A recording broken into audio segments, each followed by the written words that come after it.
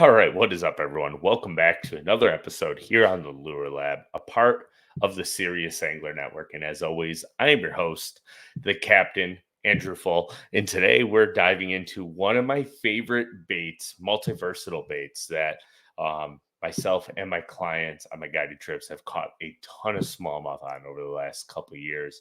And it's something that I wasn't sure if I really wanted to talk about, but I decided that it's probably best to continue to give all of our viewers and people who tune in the juice, right? So, like, we're going to dive into the nitty gritty today of the Striking Z2, specifically the baby Z2. And we're going to dive into my four favorite colors, the ways that I like to rig them. And I'm going to pull up Omnia. So if you are listening on MP3 and you want to switch over to YouTube or listen to both, we greatly appreciate that. But there's going to be some visual representation of the baby Z2 and also share screening here with Omnia. And as always, down in the description, everything that I talk about that is listed on Omnia will be down in the description. So you can hit those links down below, head over to Omnia, add the baby Z2 to your cart, and save 10% when you type in code SERIOUS10. So make sure you drop down, hit those links, go check out all the baits over at Omnia. But personal story. So the baby Z2 came into play for me last year really heavily because we had a ton of bait fish prevalent in the waters around Buffalo, New York, Lake Erie, the upper Niagara, and even the lower Niagara into Lake Ontario.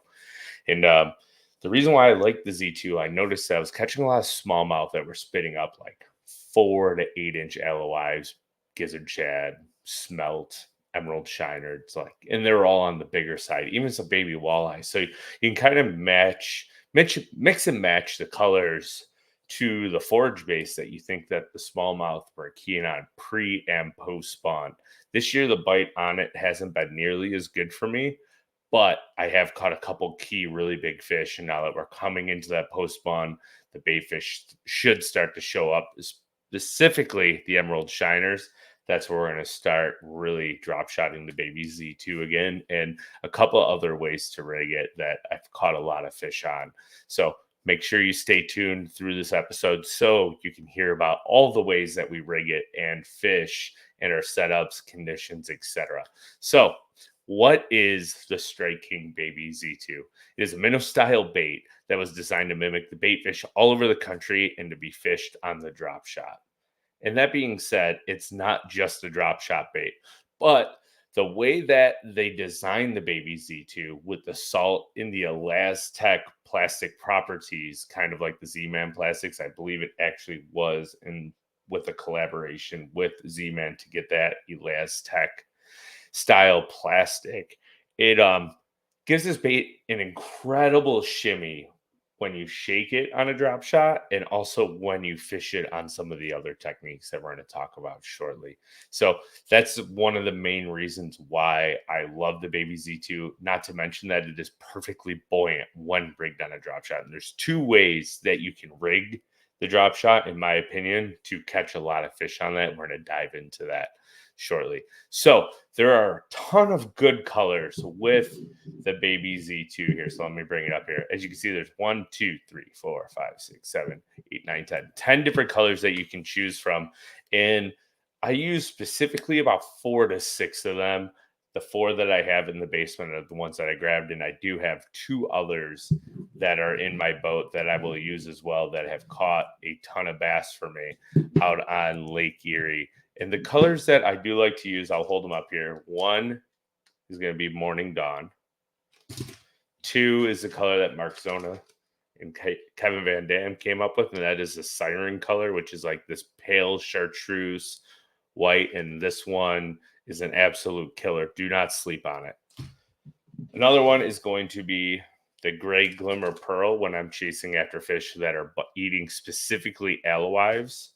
And then Smoky Shad for when they're keyed in on emerald shad or emerald shiners, something that's real pearlescent or smelt. So those are the colors that I am going to use most of the time. And the 2 other colors is going to be the Juice, which is a green pumpkin chartreuse belly. And I think this one mimics gobies really well, so I'll fish it a little bit lower in the water column. or if it's really sunny out and flat calm, I will also fish the juice because of the goby. And then the next one will be just your straight up pearl when it's overcast and they just seem to not want to bite anything else. I'll throw the bright white pearl at them, and a lot of times that will get you some extra bites. So those are the 6 colors that I recommend that you go and pick up the baby Z2 in and figure out which colors work best for you. But when it comes to fishing the baby Z2, you on a drop shot specific, before we get into the other techniques, I'm pulling up the hooks here now. So the first way that I like to rig the baby Z2 on a drop shot is going to be like Texas rigging it, I believe, or it's not texposing it, but like on a straight shank hook. So let me pull up the hook here. Is this the one?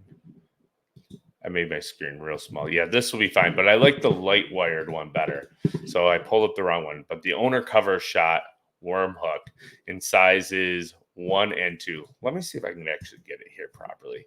I had my screen really small, so it was hard to see. There's the owner. My fingers don't want to work today. Owner cover shot. They have too many hooks. Here it is. All right, in size 2 and 1.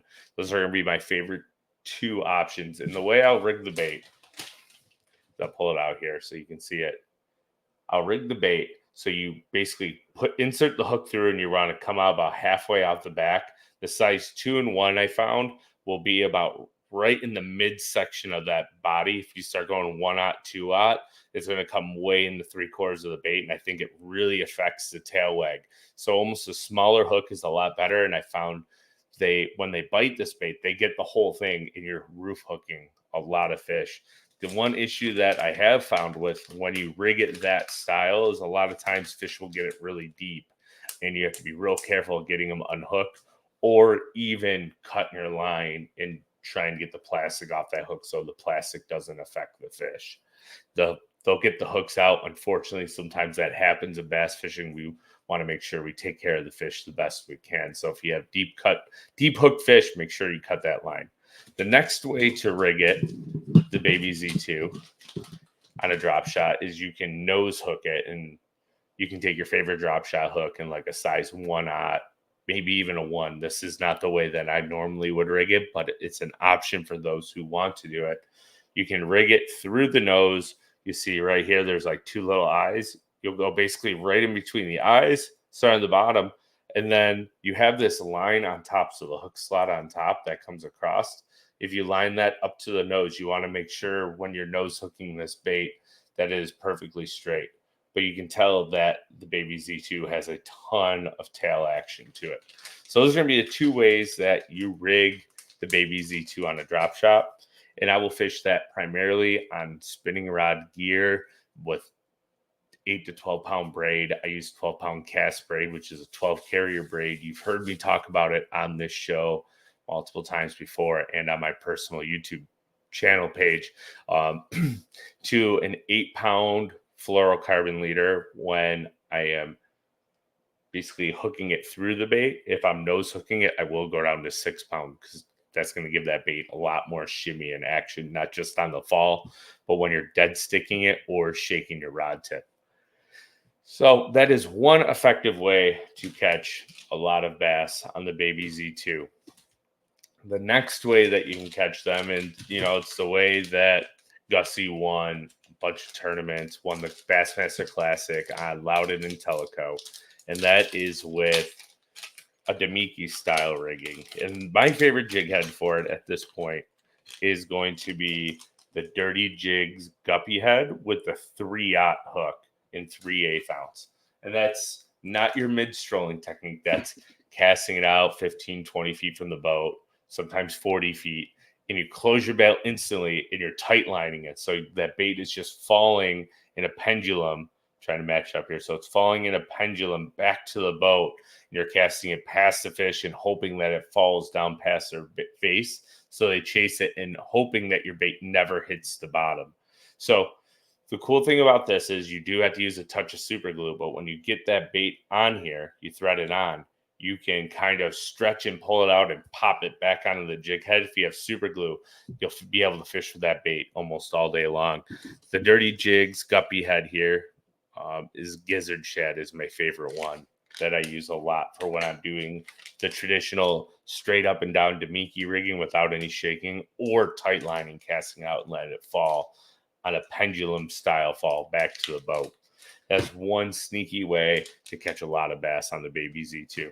The next way, and it's kind of taken over the world of bass fishing, and that is going to be your mid-stroll technique with like a range roller head, 3/32 with a 1/0 hook, or your Kitech head up to a 1/4 ounce, 1/0 to 3/0 hook, whatever your preference is, or the Queen Tackle LS jig head, which is live sonar, which is also a tungsten head.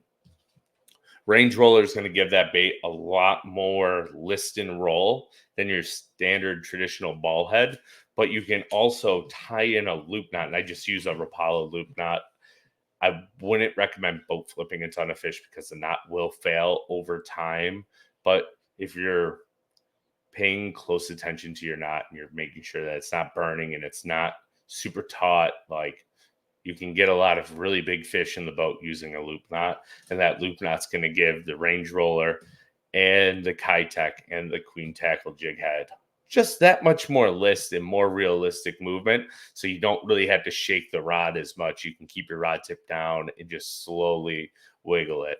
So let's talk about conditions, and then we'll talk about the setups that I use for each one of these techniques. So conditions and colors and when I go to which ones. And we'll start with Morning Dawn. Morning Dawn is a bait that I like to use when you have low light conditions, but the sun is coming out. So I want a bright day in the morning with low light. Sunny, flat, calm. That's why I'm going to bust out the Morning Dawn. It's got a purple top and a pink belly. And it's actually a rather translucent bait, so sunlight goes through it really well. And last year, I caught a lot of really big ones on this, especially in the post-spawn period. This is one of the baits that you do not want to sleep on. Morning Dawn works all across the country for smallmouth and largemouth, and I feel like it's one of the ones in the Baby Z2 that's always readily available, and I don't understand why. I got about 20, 30 packs of them on my wall because I went through tons of them last year. The next color is going to be Siren. This one you can use basically all the time, specifically for smallmouth. Smallmouth love, I don't know if they love it or hate it, but smallmouth love to bite chartreuse baits. And this one isn't like overwhelmingly chartreuse. You can see with the light shining on it. It's got like a white yellow sheen to it. And I can't tell you how many big ones I've caught on this one. Siren, usually when they come into stock, they go really fast because the ones that are in the know of how powerful chartreuse is for smallmouth buy the Siren out almost immediately. In same way with the juice. I think it was Ditch Pickle too. It was another, sometimes you'll see at old packs, I believe it's called Ditch Pickle or Pickle Juice or something along those lines. Those two colors. But I really like this one. Doesn't really matter. Sunny, bright sun, flat calm conditions all day long, or overcast and wavy is when I'm going to throw the Siren color. Now, I talked about the other two a little bit more and when I would use them for bait fish. The Smoky Shad is a color that I almost always have tied on when it's sunny and wavy, no matter what the bait fish are. But if I know that they're specifically keyed in on smelt or alowives or emerald shiners, that's when I'm going to bust out the Smoky Shad. The Smoky Shad is going to be a gray base top with a pearlescent clear belly. It's going to have some silver, black, and blue flake in it. And this thing just straight up catches a bunch of fish. This is one of my favorites to drop shot and also to hang that minnow, Demiki style, cast it out and let it fall on a tight line. Now, when I start sliding over and I start chasing fish that are more keened in on alowives, that's when I'm going to bust out the gray glimmer pearl shad. And it doesn't have any flake in it. It's a little bit more soft in the belly than the smoky shad, and it's a little bit more translucent on the top than the smoky shad. And I haven't decided if that's because of the way they pour this color or if it's because it doesn't have any flake in it like the smoky shad. Let's compare and contrast them. Put them right here on top of each other and let you guys decide. They look very similar in color, but the first thing that I notice is that the gray on the smoky shad is just a little bit darker than the gray glimmer pearl. So sunny, this one works really well when it's sunny, but specifically with alewives. And I am going to tell you a couple tricks here too that I do to catch a few more bass on it. I don't have them because they're in the boat. But what I will do if I'm drop shotting this bait is, say the night before, I'll take bait fuel and I'll actually pour it into the bag. And what that will do is you'll see, and it is a water-based scent, so I don't know how much it catches fish, etc., or gets you extra bites on the water. But what I have noticed is that the scent, because it is an incredibly porous, you can see when you kind of pull it out, you get all these little bubbles on the bait. So when you bring it back together, those bubbles go away. What I found with bait fuel is it'll actually make the salt start kind of coming out of that Elastec style plastic. And it's one of the only ones that I found that won't explode if you put it on early. And I feel like that just adds a few extra pheromones in the water to get a few extra bites from finicky smallmouth. The next tip is going to be coloring the baits. It's kind of tricky to do, but you have to find some spike it markers. And on the pearl white one and the smoky shad and even the gray glimmer, sometimes what I'll do is I'll draw like a chartreuse lateral line on it just to give it a little bit of extra enticing color pop for those fish to draw in and key in and bite. Now, the setups that I use is your standard typical drop shot rod. Me personally, I'm an alpha angler guy, so I use a 7'2" spy bait rod and the 6'10" DSR, and this applies to all three techniques. With the 12-pound cast braid, you can use 8 to like 15-pound braid in any other company that you personally like. Some other good ones is going to be the Seagar Smackdown braid. I think is really supple and nice. And then Daiwa J braid, the ×8 will also be really good braids that you can use that I have had great success with. And the fluorocarbon, I've been messing around with a few. 100% trilene 6-pound test is good.